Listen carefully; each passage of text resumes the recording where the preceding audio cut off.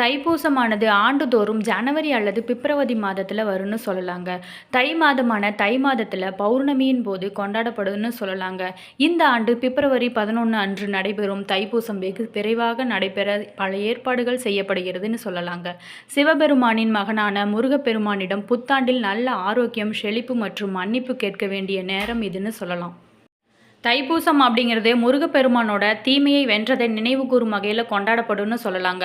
முருகப்பெருமானோட தாயார் தனது மகனுக்கு தீமையை வெல்லும் ஆற்றல் கொண்ட தெய்வீக ஈட்டியை பரிசாக கொடுத்தாருன்னு சொல்லலாங்க.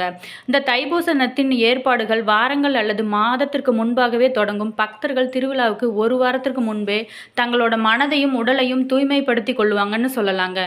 தைப்பூச நாளில் பக்தர்கள் காவடி பல்வேறு தவம் செய்வாங்கன்னு சொல்லலாம். முருகப்பெருமானுக்கு நன்றும் செலுத்தும் வகையில் தீவிர நடவடிக்கைகள் மேற்கொள்ளப்படுவாங்கன்னு சொல்லலாங்க.